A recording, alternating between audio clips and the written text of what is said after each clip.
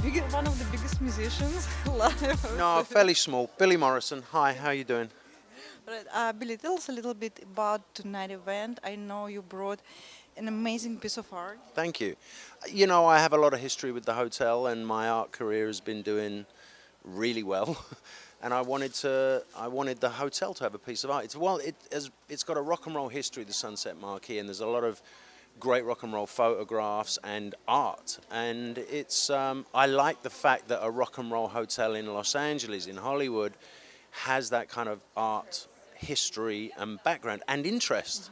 I mean, a lot of people don't appreciate art, so it seemed like the right fit to do, you know, an iconic rock and roll painting for the hotel. So we're just apparently unveiling it. I don't know what that means. And how would you define the icons of rock and roll? The people who really meant something to Right. you, were your inspiration That- back in days? That's a really good question because the word icon gets thrown around a lot, and I'm sorry, but I don't see how you can be an icon after 3 or 4 years in the business. You know what I mean? I mean, icons are the people that change the face of music. Right. Jimmy Page, Eddie Van Halen, Hendrix. You know, I would go so far as to say Slash is an icon. I mean, you know, that's a long-standing career, very recognizable image, very recognizable playing style.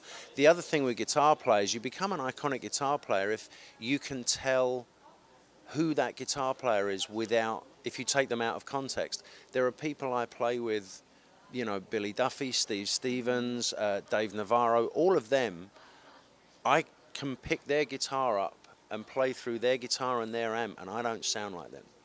You know, there's something in the fingers, and that to me makes an iconic guitar player. And how would you define yourself as an artist? Because we know that you're That's a not great just a question. good musician, but also a very, very talented artist. Like a 4-year-old with some crayons. You know what? Art is subjective, and art is the same as writing and playing music and acting and anything else in the creative arts. 50% is talent and 50% is balls. Because I know a lot of people that are way better guitar players than I am that can't get out of their bedrooms. They don't have that other side of the coin to get out and form a band, and then the tenacity to just keep going no matter what. I mean, you know, art is no different. Anyone can paint. And how many times have you been to a museum and looked at something on a wall and said, well, I could do that? The point is you didn't. You see? It's like you've got to have the balls to actually step out and show your work. And the other thing is, it's a favorite quote of mine, but it doesn't matter how you've been trained to say something. You've got to have something worth saying in the first place. So for me, I've lived a hell of a life, and I've seen a lot of things, and so that gives me the ammunition to have something to say. I've got opinions and artistic interpretations of the world that I live in and the things that I see. You know, it's very hard to be artistic when you don't leave your bedroom.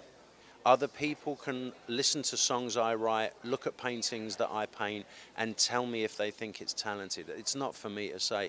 I just wake up every day and create stuff. The day that Shepard Fairey asked me if he could have one of my paintings, that was a big day. I mean, Shepard Fairey is pretty much the modern day Andy Warhol, and you know, the fact that he wanted one of my Clockwork Orange paintings was huge for me. Recognition from Risk. Risk is about as OG as you get in street art, and he wanted to do a collaboration with me. So and you know, Plastic Jesus as well. He's so on the cutting edge of street art, and all these guys are friends of mine now. It's kind of like forming a band and having your favorite guitar player come to your gig and go, dude, you were really good. It's nice to get recognition from other people in the field, you know? Because again, I'm just making it up as I go along. I'm a punk rock everything. I'm a punk rock artist, punk rock musician. If someone else likes it, that's nice.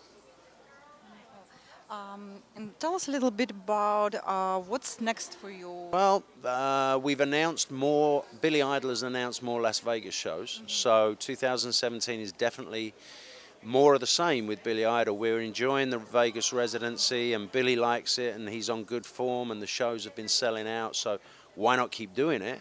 So I know that on the music front we're doing that. The Royal Machines is my other band with Navarro and Mark McGrath and Donovan, Chris Cheney and Josh Freese now. We have gigs lined up for that band, and for me, you know, I now have my own art studio, so I wake up every morning and go there.